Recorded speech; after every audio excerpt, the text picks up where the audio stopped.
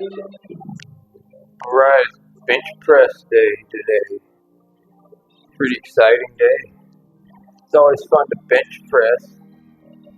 So the question is, why am I in shorts? I know that's such a weird thing to think about in a gym like that has no heat or air, and yet it's almost Christmas, but I'm wearing shorts. Yeah, it's bad. It doesn't feel like Christmas. It's 60 degrees outside. It's 4:30, 5 o'clock in the morning. So we have the notebook. We've warmed up. We're going to do some benching today.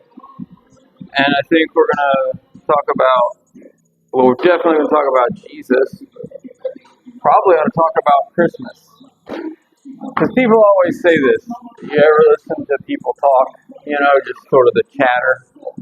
Every year, it's almost like there's certain things you always know people are going to say at Christmas, at New Year's, at any time. There's just certain cliche things that come out of people's mouths, like the "Oh, I hate Monday" crowd. Thank God it's Friday crowd. Well, every Christmas, it doesn't feel like Christmas. I'm not ready for Christmas, and all this kind of nonsense. But think about it this way: who was ready at the first Christmas? The people that should have been ready were the ones that were the least ready. So that's all I was thinking, because I got to get to work here, man. I got to do, like 5 reps if I can make it. If I can do it, I better move this. I might smash it all to pieces with the bar. So that'd be terrible.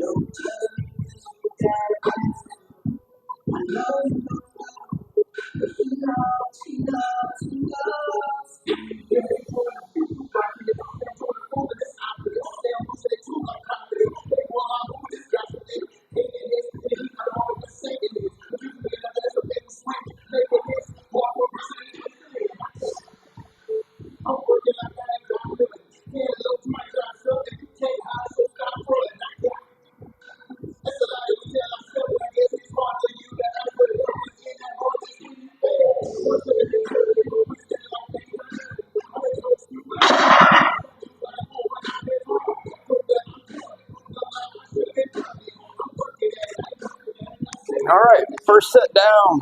Good. But let's think about people not being ready for Jesus. Not being ready for Christmas. That's a personal problem. Are you ready for Jesus? Is the real question. The priests weren't ready. And that's the funny thing about the priests. Go read, it's Matthew and Luke are the two main, story versions of Christmas. I kind of like John, it's more abstract. But, he doesn't give you any of the details of the wise men or the shepherds, so it's okay. The thing about Matthew and Luke, they're talking about the shepherds who were, just the dumb rednecks of the time. They're just out there working. And the angels come and tell them, and they say, all right, let's go find him. You got the wise men in Matthew, I think it is, and they follow the star. Why? Why were they following the star? And why did they think that there was some special connection to Jewish history and all these sorts of things? And so they finally get there, and they're talking to the priests and the scribes, and they get the scrolls out, and they're reading out of the Old Testament. That's important. And they find the part that talks about the star. So if you're a scribe or you're a priest, you would think, you'd say, here's the star. Here's the prophecy about the star. The prophecy says that this is the sign of the Messiah, and that we can go find the Messiah. Nobody went with the wise men to find Jesus. The people that should have been the most ready for Jesus were not ready for Jesus. That's pretty stupid. So the wise men go, the story, or maybe you don't, I don't know. But they go and they find Jesus and they give him the gifts. And, of all things, right, Herod thinks that somehow you got all this prophecy, you got all these signs saying that here's the Messiah, and not only that, of course, you've got all the prophecy and everything about what the Messiah is going to do during the course of his life, how his death is going to happen. All the 2,000 some odd prophecies from his birth to his death to his resurrection, all there. And this Herod clown thinks that somehow he's just going to send his soldiers over there to kill Jesus. And, in case you were wondering, that didn't actually happen. Jesus was gone by the time they got there. So, but just, think about the audacity of a guy to think that he's going to stop God's plan from happening. So, there's that. Pretty interesting idea to think about. But we see it all the time. We can sit here and throw stones at Herod, or the priests, the Levites, the scribes, and the Pharisees, and Sadducees, and all those different E's people. Well, sometimes you've got to be honest with yourself, In some ways, we're not any different than they are. In some ways, we're like Herod at our worst. We're trying to intentionally do the opposite of what God's plan is. Or we're like the scribes and the Pharisees. We're looking for something else when Jesus is right there, right in front of you. But we're looking for something else. We need to be more like the shepherds and the wise men that are just willing to believe simple truth and follow simple truth.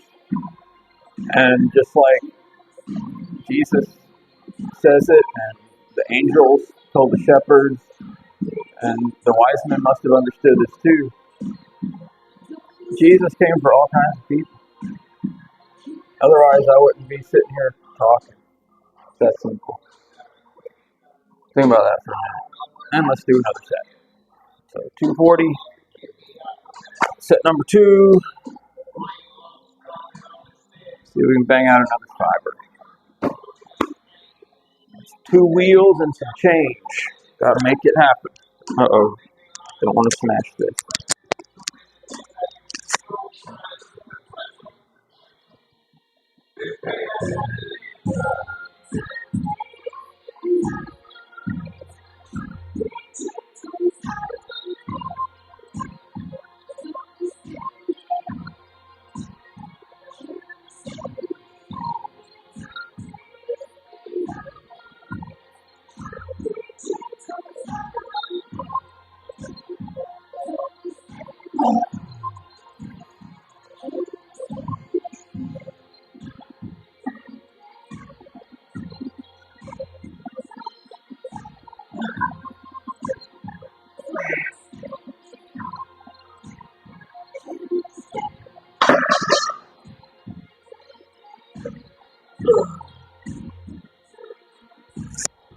Yeah, it's moving good today. I'm happy with that. We did a nice volume set last week, so maybe that helps. I don't know. Individual results may vary. So, anyway, oh my Jesus. Are you ready? Because it goes back to, a lot of what I've been talking about lately with my daughter having cancer. Are you ready for whatever? Because sometimes people get their life in this narrow little rut, like the Pharisees and the scribes and the priests and all those people. They had it in their head that their Messiah was going to come and overthrow Rome. Well, that's a very, very short-sighted view, a very short-sighted vision. Very myopic of those people. Instead of looking at what the prophecies actually said, I mean, over and over again in the Old Testament, we see talk of this Messiah coming to save all kinds of people from all nations of the world, bringing a world kingdom, bringing a world peace, and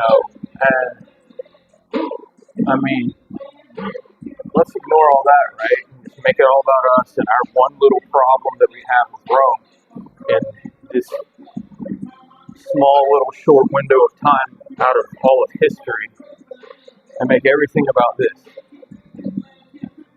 But hey, we do the same thing all the time, right? I mean, every 4 years there's an election for a president, and we do the same thing. We act like this is the most important thing ever. And like, really? Every 4 years I've heard that my whole life, right? This is the one. If things don't go a certain way this time, oh no. Last time I checked, Jesus is still king. So it doesn't really matter who wins or loses an election. And Jesus' kingdom is beyond this world. It's out of this world kind of kingdom because it lasts forever and this world doesn't. So, I mean, if we really think that one election in one country out of all the countries in the world, out of all the time in history, is that big of a deal, you're crazy.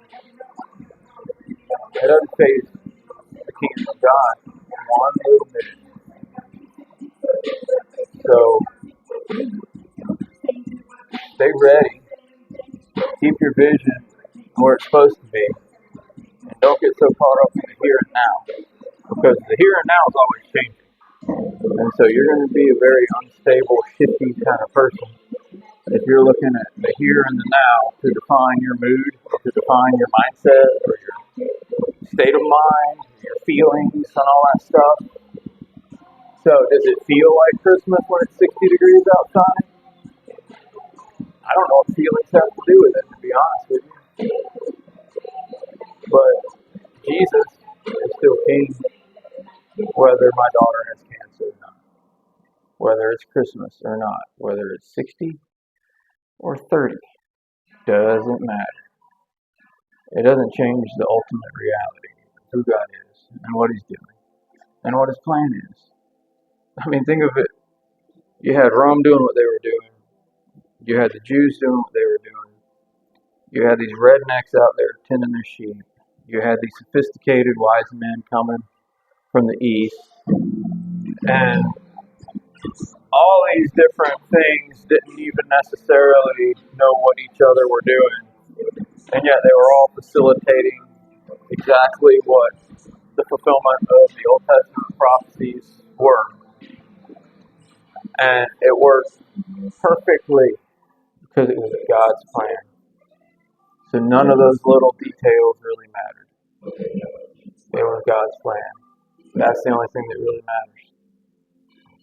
So right now it's like Wednesday and I'm working out early in the morning, just like I normally would be doing. Even though it's not how it always happens in this exact moment, that's how it happens. Sometimes things go according to your plan, sometimes they don't. But don't let that change the truth and the reality. The same Jesus that came as a baby is the same Jesus that died on the cross, is the same Jesus that rose from the dead, and now He sits on a throne. And when He comes back, it's for real, and everyone had their chance already. So between now and then, we need to promote the gospel, not all this other stuff that people are so interested in promoting. So with that, we're going to do one more set, and I'm going to keep the videos shorter so people are able to enjoy them better. So I can say all the things I got to say, do a lift, and we'll call it a day from now on. How about that? Maybe that's good.